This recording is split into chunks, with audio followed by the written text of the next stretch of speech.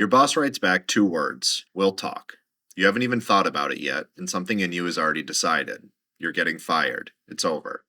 You didn't choose that thought. It showed up fully formed in under a second, and it felt like a simple fact. That speed is part of the problem. The thought feels true because you never actually saw it get built.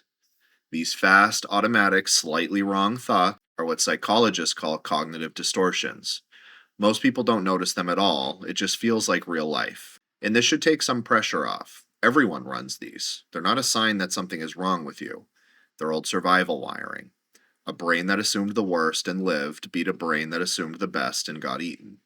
So the goal is not to never have them, that's like deciding to never blink. The goal is to catch yourself mid-trap. Noticing that a thought is only a thought instead of the truth measurably lowers how hard it hits you. So let's go through them one at a time. Once you can name one while you're in it, it loses most of its teeth. Trap 1, catastrophizing. You take one small bad thing and ride it straight to disaster.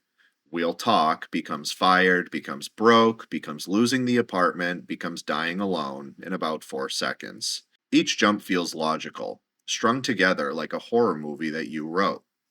The tell is, what if? Your mind asks it, then only ever answers with the worst case, never the boring likely one. You catch it by remembering the bad thing hasn't happened.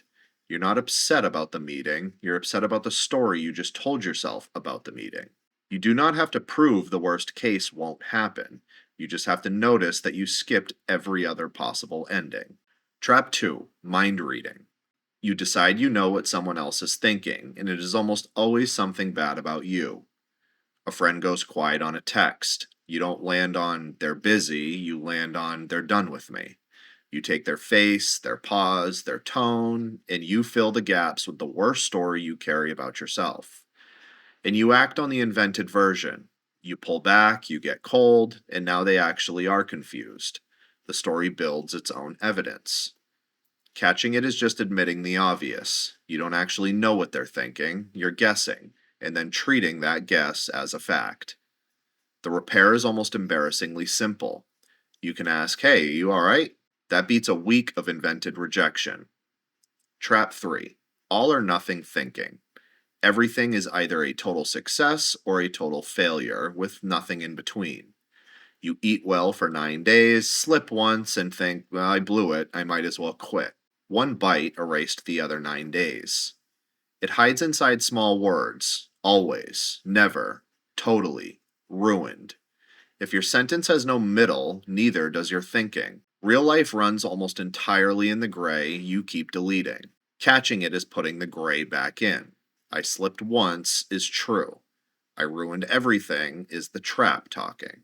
Trap 4, should statements. A private rule book for how you, other people, and life are all supposed to behave. I should be farther along by now. They should have known better. It shouldn't be this hard. Albert Ellis built a whole therapy on this one. A should is a demand, and life doesn't take demands, so you end up fighting reality and losing. Aimed inward, shoulds become guilt and shame. Aimed outward, they become anger and resentment. Either way, you are at war with what is already true. The fix is not to lower your standards, it is to swap the demand for a preference. I'd like to be further along, wants the same thing but without the whip. Same direction, no self-flogging. You can want better without insisting the present moment is a crime. Trap 5, minimizing. The opposite of catastrophizing and a bit sneakier because it can sound humble. You shrink your wins and your needs down to nothing. The promotion was luck. The pain isn't that bad. Other people have it worse. Its cousin is discounting the positive. 10 people praise the work, 1 nitpicks, and you decide only the nitpick was the honest one. It feels like modesty. It functions like slow starvation. You keep handing back every good thing before it can feed you. Catching it is letting the good thing actually land. This does count, and I'm allowed to keep this one. Trap 6, mental filtering. Your attention locks onto the one bad detail and screens the rest of the picture out. A review is 90% glowing and 10% critical, and you walk out remembering only the 10%. This one is not a character flaw. Your brain is wired to weight threats heavier than rewards. Researchers call it negativity bias, and it kept your ancestors alive. Useful when the bad detail is a predator. Costly when the bad detail is one line in an email you'll reread 9 times tonight. Catching it is widening the lens on purpose, not faking positivity, just refusing to let one detail stand in for the whole. Emotional reasoning. I feel like a failure, so I must be one.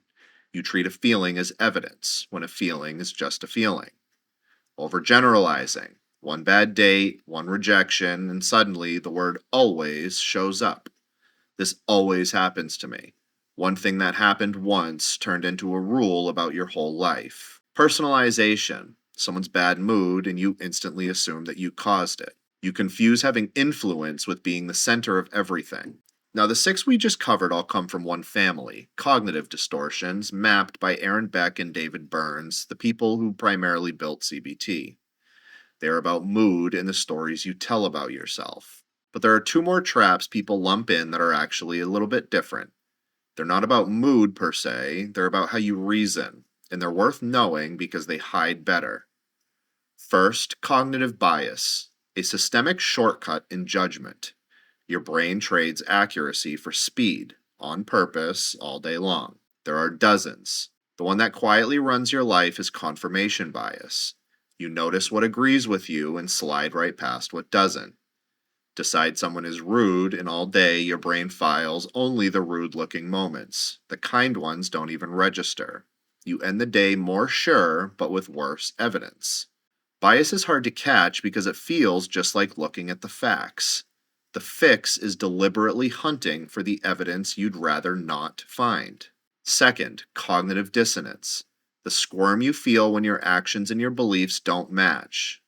You smoke, but you value your health. You overspend, but you think of yourself as careful.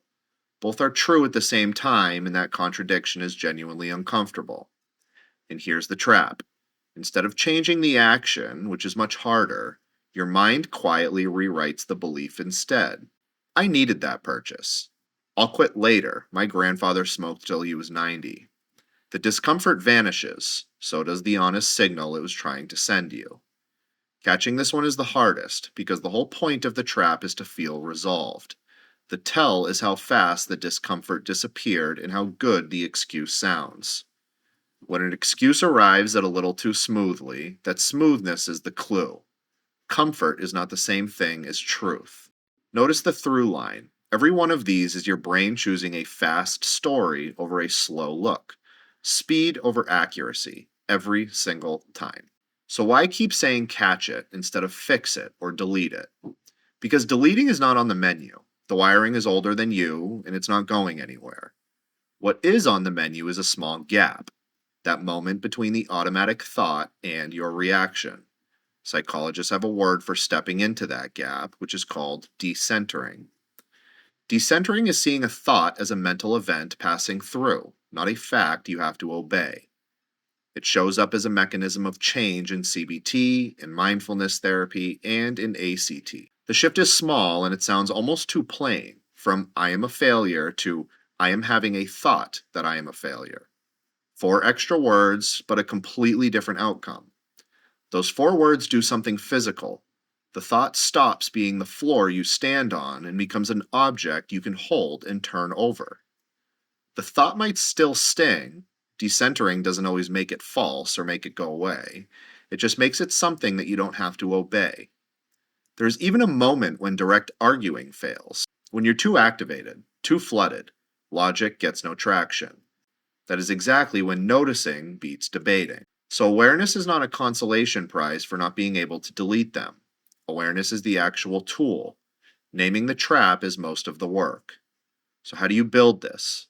Not by reading the list once, you build it through repetitions, and the early reps are pretty messy. The first 100 times you'll spot the trap an hour after you fell in it, but that still counts. Late awareness is still a rep. Do it enough and the catch creeps in earlier. An hour late becomes 10 minutes late, becomes mid-sentence, becomes, eventually, before you open your mouth. One concrete tool. When a thought hits hard, ask 3 quick questions. Is it true? Is it the only read? And would I say it to a friend? The last one does some pretty heavy lifting. You'd never tell a friend that one slip they've ruined everything. The cruelty you save only for yourself is usually the distortion talking. Another tool, name it out loud, plainly. This is catastrophizing. That's mind reading. Putting a name on it takes some of the air out of it. You're not trying to win an argument with your own head. You're just refusing to believe the first story it hands you. Back to the start. We'll talk. 2 words. Watch it run with the lights on this time. The operator still grabs the worst case lever. That reflex never fully retires. The difference is what happens next. He notices the catastrophe film starting. He names it. That's catastrophizing. He widens the lens. He checks the actual evidence. 2 words. No tone. It could mean anything. Probably a scheduling thing, or probably nothing. The fear doesn't fully vanish. He feels a small, honest flicker of nerves, but the right size. Then he goes back to his day instead of spiraling for 3 hours. Same text that would have wrecked him a year ago. Nothing about the text changed, he just learns to see the pain he was looking through. You will never stop having these thoughts.